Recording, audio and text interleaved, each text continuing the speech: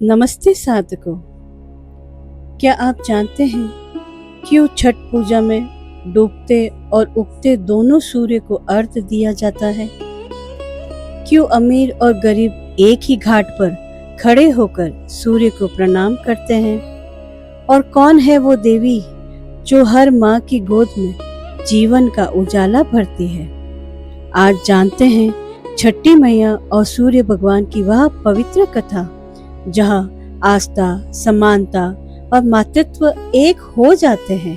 छठ पूजा क्यों मनाई जाती है, आइए जानते हैं। छठ पूजा सूर्य भगवान और प्रकृति के प्रति आभार का उत्सव है। सूर्य देव हमारे जीवन का आधार है। वे ऊर्जा, प्रकाश और अन्न का स्रोत है। इस दिन भक्त सूर्य को धन्यवाद देते हैं क्योंकि सूर्य देव ही वो देव है जिन्हें हम प्रत्यक्ष देख सकते हैं। छठ का अर्थ है षष्ठी तिथि।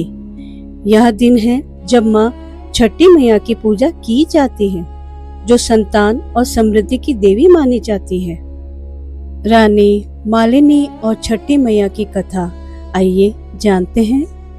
बहुत समय पहले राजा प्रियव्रत और रानी मालिनी संतान के लिए व्याकुल थे। उन्होंने यज्ञ किया और पुत्र प्राप्त हुआ, लेकिन वह पुत्र मरा हुआ पैदा हुआ। रानी रोती हुई बोली, हे ईश्वर, क्या मेरा मातृत्व अधूरा ही रहेगा? तभी दिव्य आभा से प्रकट हुई माँ छठी मैया। उन्होंने कहा, मैं ब्रह्मा जी की मानस पुत्री हूँ। छठी तिथि की आदि शस्त्री देवी हूँ। मैं उन बच्चों की रक्षक हूँ जिनका जन्म कठिनाई से होता है। रानी, मैं तुम्हारे पुत्र को जीवन दूंगी, पर वचन दो, हर वर्ष कार्तिक शुक्ल छठी को व्रत करोगी और सूर्य देव को अर्घ्य दोगी ताकि हर माँ की गोद भरी रहे। माँ छठी मैया के आशीर्वाद से बालक जीवित हुआ और तभी से छठ पूजा की शुरुआत हुई।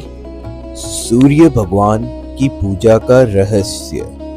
सूर्य देव जीवन और ऊर्जा का प्रतीक हैं। जब हम सूर्य को अर्घ्य देते हैं तो हम केवल देवता को नहीं बल्कि उस प्रकाश को प्रणाम करते हैं जो हर अंधकार को मिटाता है।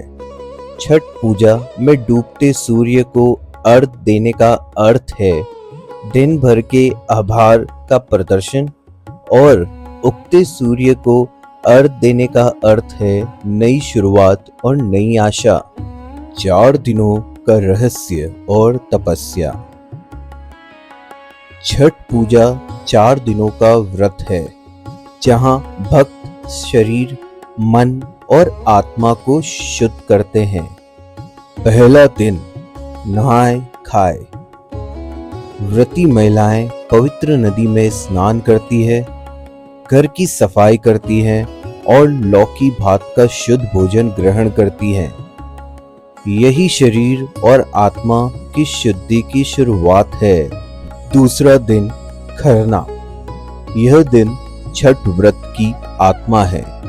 सुबह से लेकर सूर्यास्त तक व्रती निर्जला उपवास रखती है, ना अन्न ना जल। सूर्यास्त के बाद व्रती मिट्टी के चूल्हे पर गुड़ की खीर, रोटी और केला का प्रसाद बनाती है। यही क्षण 36 घंटे के कठोर निर्जला व्रत की शुरुआत होती है।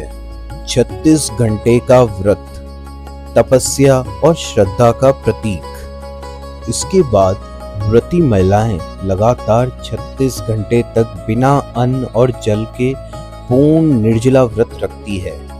यह केवल उपवास नहीं बल्कि आत्मशक्ति, संयम और मां छठी के अटूट विश्वास का प्रतीक है। कहते हैं इस व्रत ने तन शुद्ध होता है और मन प्रकाशित। तीसरा दिन संध्या अर्घ्य। अस्त होते सूर्य को अर्घ्य देकर भक्त धन्यवाद करते हैं। और जीवन के हर अंत में भी आशा का प्रकाश फैलाते हैं। चौथा दिन, उषा अर्घ। भोर की पहली किरण के साथ व्रती उगते सूर्य को अर्घ देती है।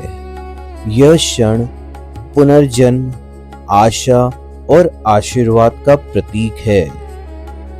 प्रसाद और समानता। अर्घ के बाद व्रत का समापन होता है।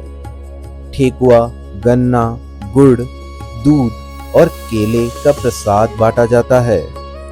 इस दिन न अमीर का दर्जा ऊंचा होता है न गरीब का। सब एक साथ बैठकर सूर्य देव को धन्यवाद देते हैं। तो साधकों, छठ पूजा हमें सिखाती है कि जब मन सच्चा हो तो देवता स्वयं प्रकाश बनकर उतरते हैं। यह पर्व न धन का है न वैभव का, यह श्रद्धा और संयम और समानता का प्रतीक है। छठ पूजा केवल व्रत नहीं, यह जीवन का दर्शन है।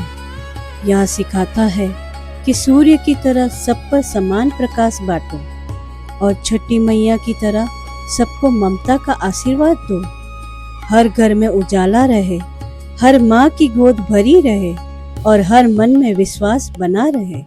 जय छठी मैया, जय सूर्य देव। अगर यह कथा आपके दिल को छू गई हो तो इस वीडियो को लाइक करें और जय छठी मैया कमेंट में लिखें।